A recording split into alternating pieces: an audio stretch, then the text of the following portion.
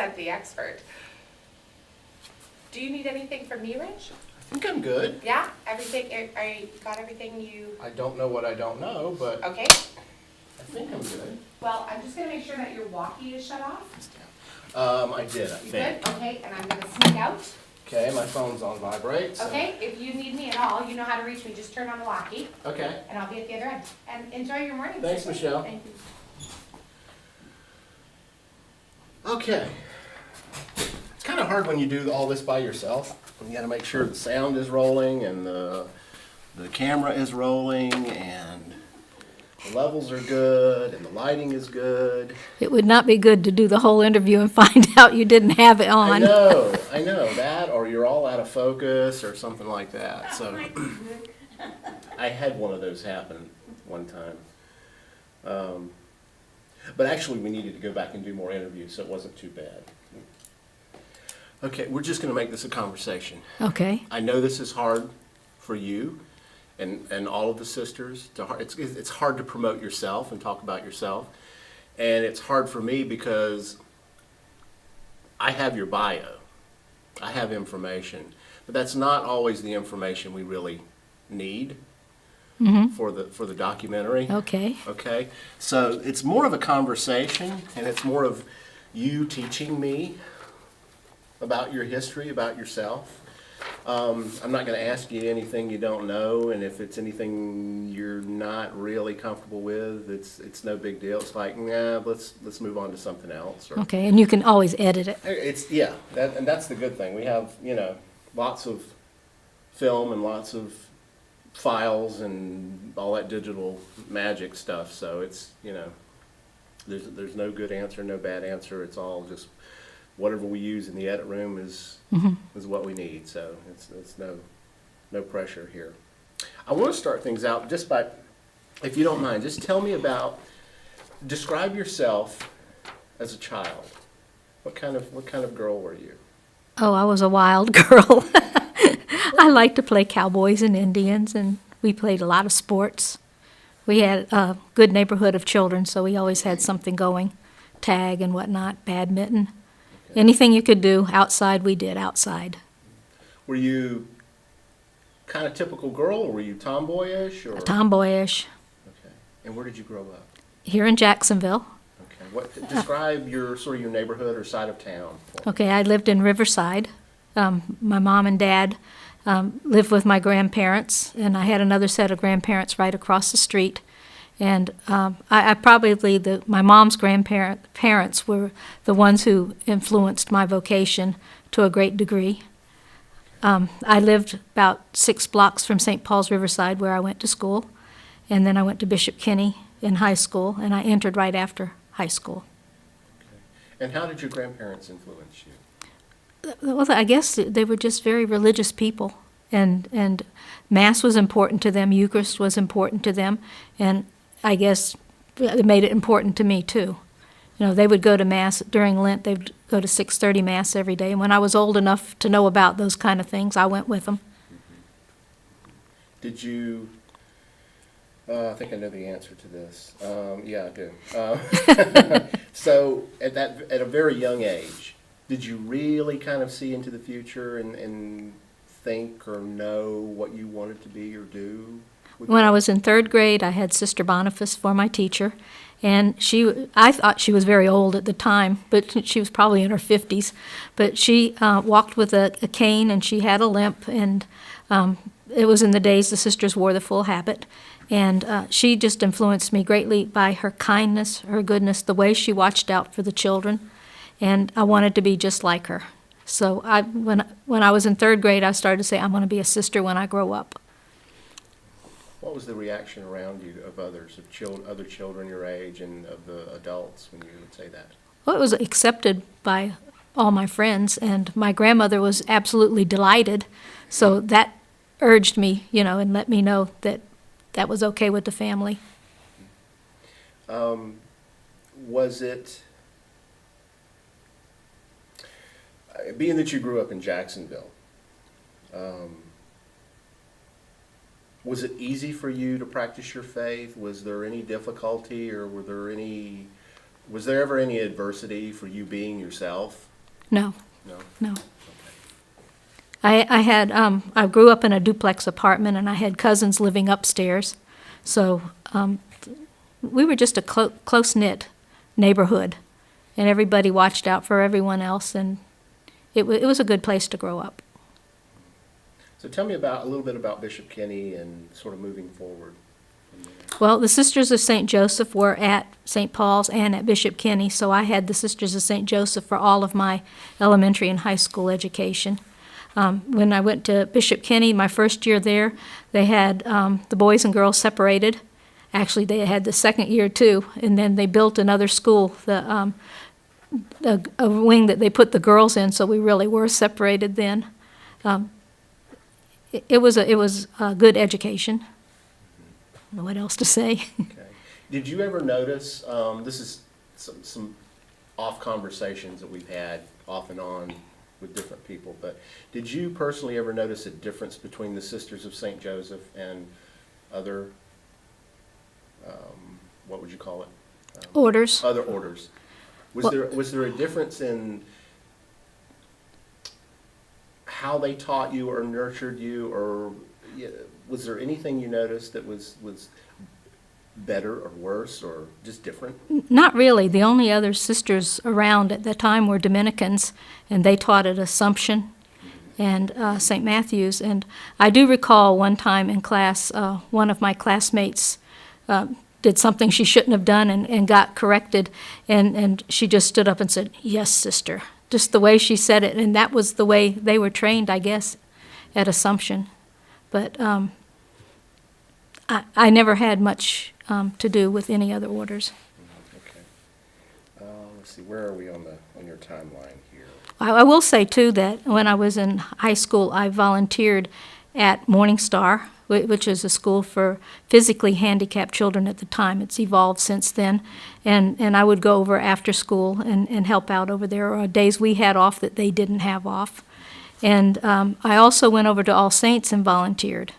And when I was over there, I would help with lunch and dinner or breakfast if I was there early. I went over there a lot, too.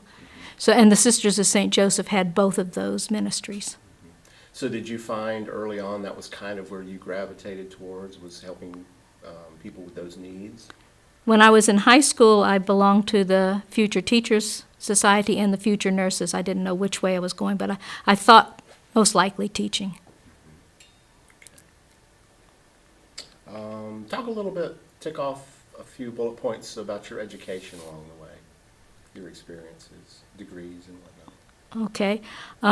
After high school, I entered the convent. We entered on August the 11th, and we were given a very, I don't know what you'd call it, because when you're in the novitiate, you can't take secular courses. So for the first 6 months as a postulant, they gave us whatever secular courses they could give us, history, English. And then we had a year where it was mostly religious studies, and then back into the secular. I was out teaching before I had a degree. That was just the way it was in those days. When they needed somebody, they just called you forth, and you went and you did. For some people, it worked out well, and for others, it didn't work out well at all. And I was one of the lucky ones. Our group was one of the first groups that they intended to get a full 2 years before they went out on mission, and they needed me before the extra year was over. So I can say the one course I had when I was junior professed was Methods of Teaching Reading, and that saved my life, because I learned how to do lesson planning, and I learned how to break the year into parts, and I learned phonics and all of those things that you would need to teach. And when I was missioned to St. Teresa's in Coral Gables, that was the only education course I had to my name. And I had good mentors there, but you know, if it hadn't been for that course, and Sister Frances Cabrini, God bless her, I would have been up a creek without a paddle. We're going to pause a second. That's good. The I will get some water. Okay. In those years, we've also talked off and on with different folks about the wearing of the habit.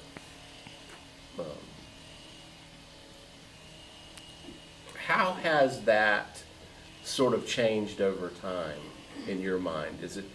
It's obviously not such a big deal anymore. It was a big deal then, though. It was very was. painful because you had the sisters who definitely did not want to do it, and you had the sisters who definitely did want to do it, and then you had a whole flock in the middle that could go either way. Just kind of waiting to see what the Holy Spirit would do with the whole plan there. So I was in Lake Worth at the time, and we all decided we were going to go into a modified habit, and that was where you had a veil, and it just went on over your head like that, and part of your hair would show, and then a black or blue, navy blue skirt and blouse. And one of my best stories is the day I came out in the modified habit, little Danny Gewen looked at me and he said, "Sister, you've got legs." And I said, "What do you think I've been walking around on?" He said, "Your shoes." That's all they saw. Yep. Yeah. So I could just picture, these feet walking around and nothing. So when we think back to the original 8 sisters who came over from France, we always talk about, coming to Florida and what it must have been like in the heat and, just more primitive times. Take, for example, the weather we're having right now in Florida. So it does come down to, in this state, comfort, just a matter of comfort. When we were looking into changing the habit, that didn't have anything at all to do with it, not a little bit. It was after Vatican II, and the sisters were asked to go and look at their roots and see what happened when the very first sisters in 1650 were forming the congregation, and they wore the widow's dress of the day, and that just never changed. It just came all through the years. The sisters wore the same kind of garb. And so when Vatican II came around, our sisters are meant to be out in the neighborhood, out and about, and just to blend in. So it was almost, a no-brainer that, yes, we would change, but it still was very difficult. You're giving me a lot of good stuff here. This is very good.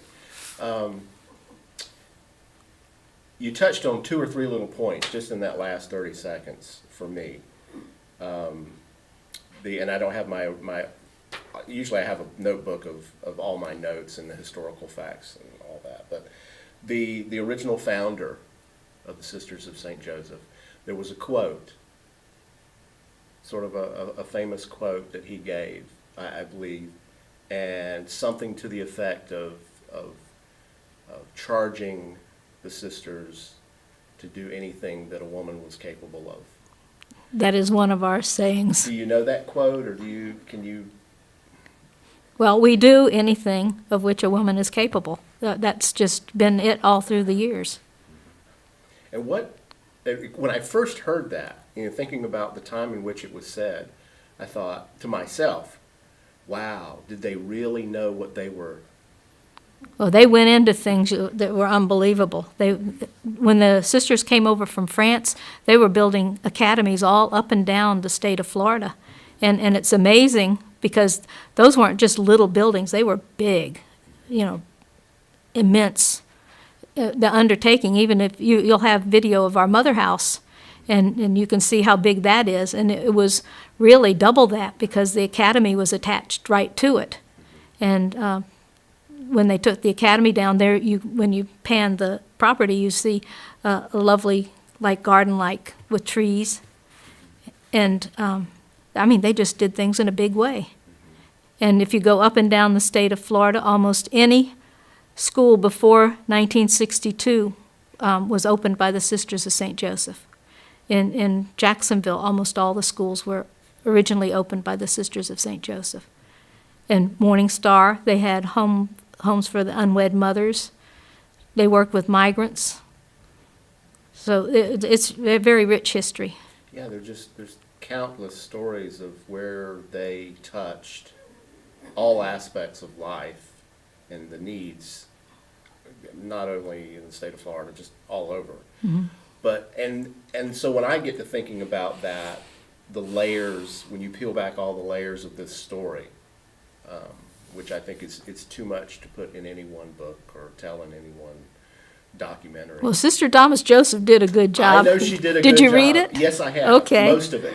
And I've focused mainly on the letters and those stories back and those communications back and forth. But that it's sort of, when I drill down trying to find the essence of what the real story is that I'm trying to tell in the documentary. And of course, I don't hold hard and fast to that because I go where it leads me, obviously. But I keep coming back to the same story, and that is all of you are super women. All of you are. You know, when you think about the individual stories, you can't even wrap your head around the collective impact that you've all had, and it continues to have impact. You think about the individual superwomen under the habit, you know, and society at large, they don't really understand or see or know that. They see you, obviously, as a figure, as a representation of the church, but sometimes I think, from outside looking in, especially when you obviously see a group of sisters or a sister because of the garb, you know, as you put it, you forget that there are more layers behind there. I almost say there's a red cape underneath that. I always say God has a strange sense of humor. Yeah. Exactly. And that's why I think, you know, with that quote from the founding father, it's like, do you really know what you were saying when you allowed these women to do anything they were capable of? Because that was opening up the entire universe. That was a very powerful statement in a time, and it still continues to be that way. It's a man's world, you know. So can you, I guess what my point is, I wanted, if you ever thought about that, could you give me a few words on your ideas about the strength of the individual woman? And I know it all relates back to the church and your faith and your devotion to God. But God has chosen you because you have those special abilities.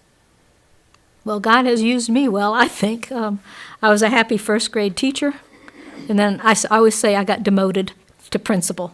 I did not want to be a principal. I didn't ask for the job, but I was asked to do it. And after many tears, I said yes. And so I spent 27 years as the principal of St. Pius School, and the school grew over the years. And I have to attribute all that to God. I mean, when I said yes, I told God, you got to take care of the school. And he did. You know, I don't think I made any false moves there that hurt anything. If you look at your life at this point, you're not done, obviously. Obviously. You're not packing up and going anywhere. What has been the hardest part or the most challenging part of being a sister? Sometimes living in community can be a challenge. You might end up with someone that you're not really compatible with. I think for me, though, the most challenging thing I ever did was say yes to being principal. Just knowing myself. And, you know, I just had to trust that that was what God wanted. So that to me was the greatest challenge. Let the weed eater pause for a second. So the next question I'm going to ask you is, I'll ask this 2 or 3 different ways maybe, but basically what's been the easiest part? What's been the most joyous part, I guess, if you will? Just let him hit a rock or something out there.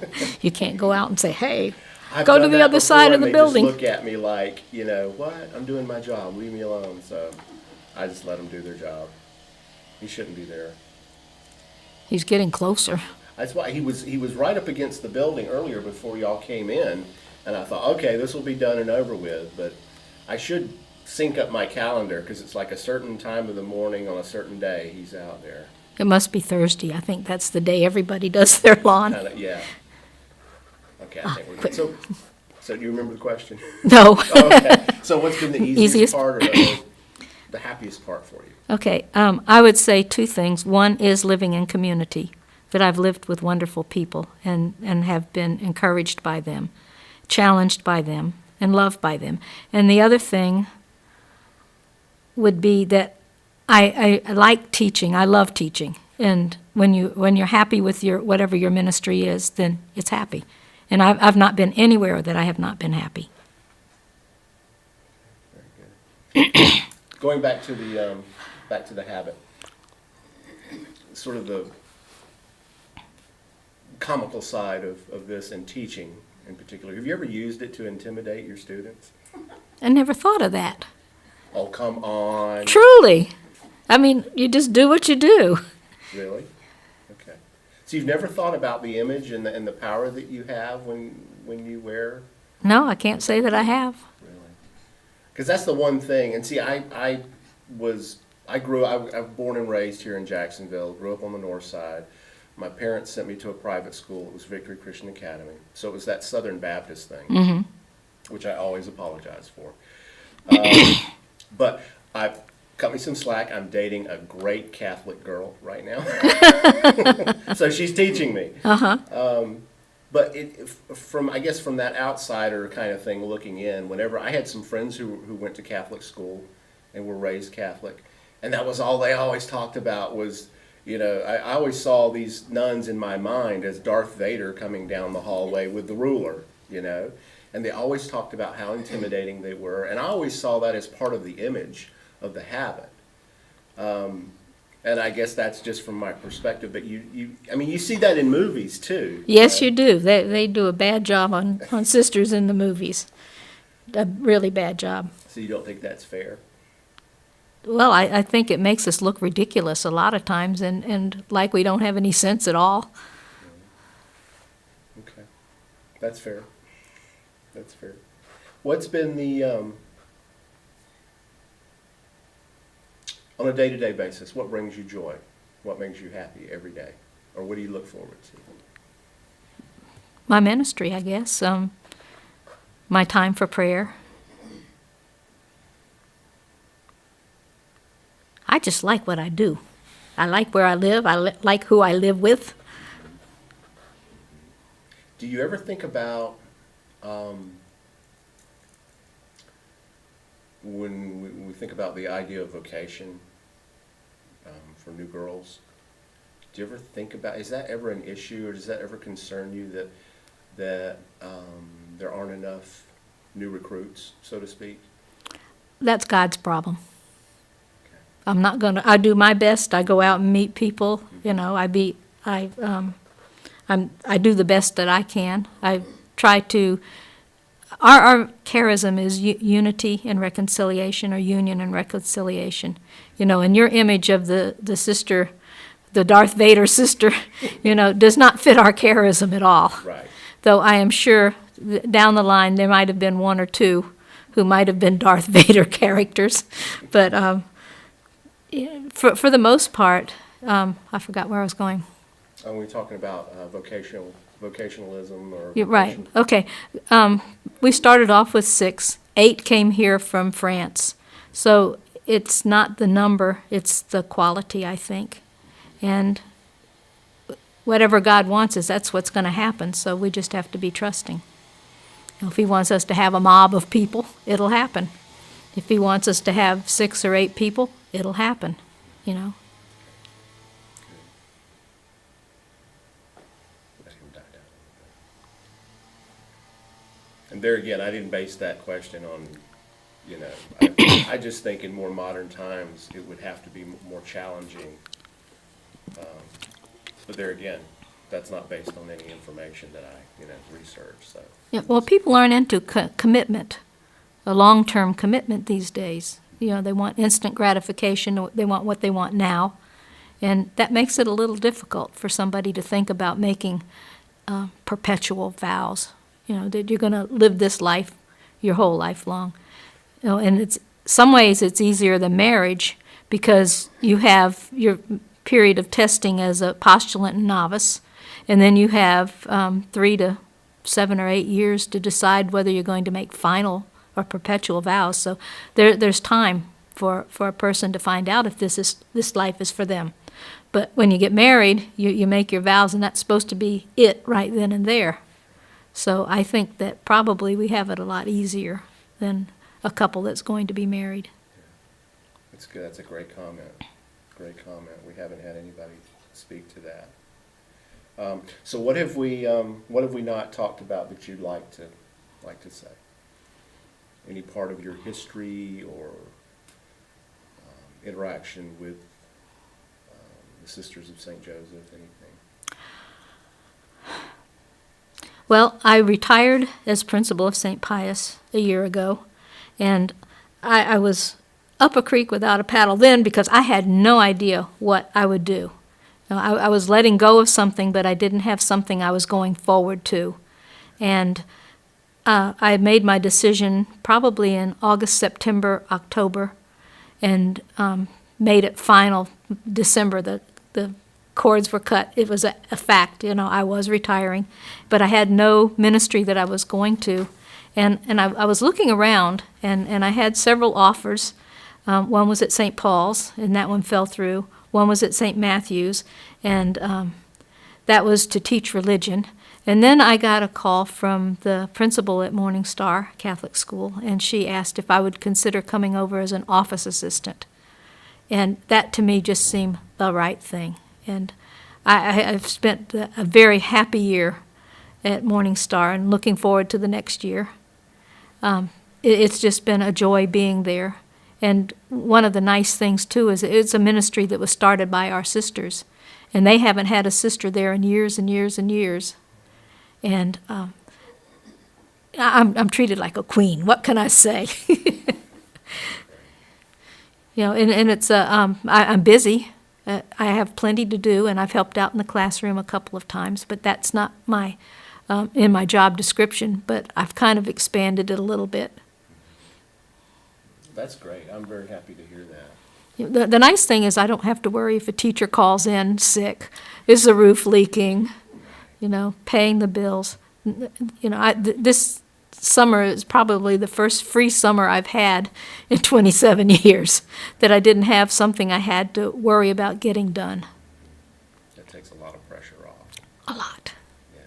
Well, that's great because you're still functional, you're still happy, you have a reason to get up and go do more than, let's say, another layer of serving God, but that extra added pressure that's got to be, and you've done that for so long. I can imagine you. I'm surprised you didn't just go to the beach and keep walking. Oh, that was all God's grace. Yeah, that's great. People used to ask me, after 15, 20 years, when are you going to quit doing that? And I always said, God will let me know when it's time. And God did do that. That's great. So what is you've been part of a very special order. What is your hope for the future of the Sisters of St. Joseph? When you think about the future, when we're all gone, what do you hope?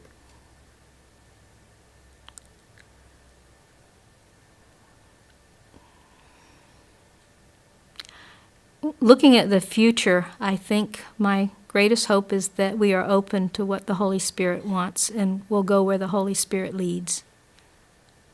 There will always be a need for consecrated religious life. And I just hope that we're open and have a good listening ear, and that we continue doing anything of which a woman is capable. You just gave me the last few moments of the documentary right there. Woo! That's a great comment. Okay, so if I turn the lights off, we turn the camera off, and you get up, you're going to say, "Oh, I should have said so-and-so, what would that be? I'm happy with everything I've said. Give myself a marker. Okay. All right, so you're tech savvy, but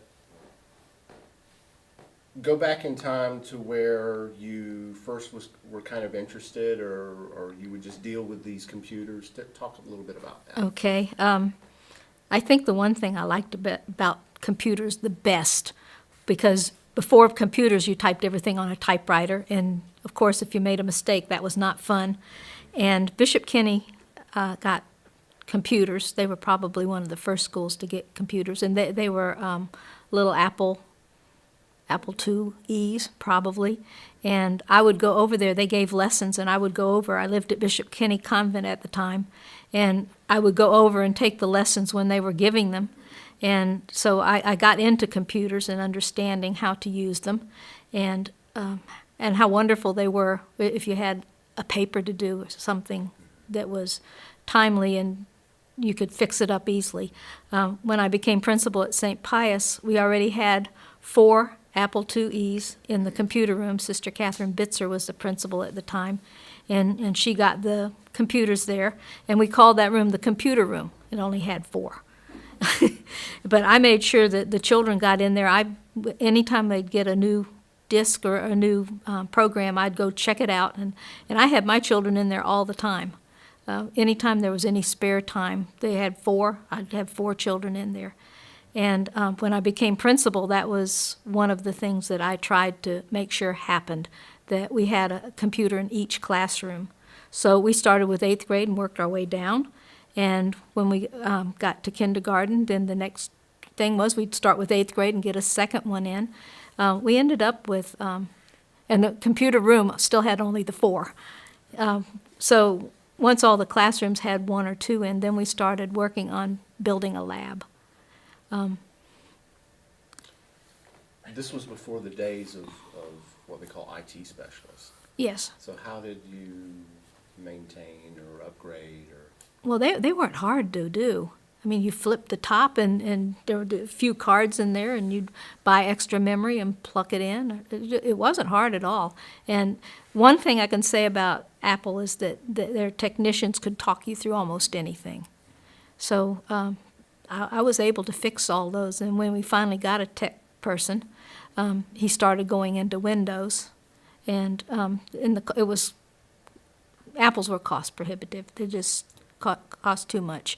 So he started getting the Windows, and I learned to use Excel and Word and all of those. But it was important for us to have a computer lab. St. Pius is an inner city school. We have a number of children that are very needy, and we thought that they should have access to something that would further their future in life.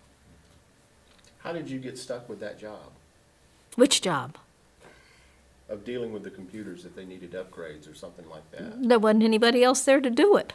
And so you just took it upon yourself? Yes. I mean, I cared about it, and I wanted them to work. So there was a place called Computer Kingdom, and they were very good to us and would help us out.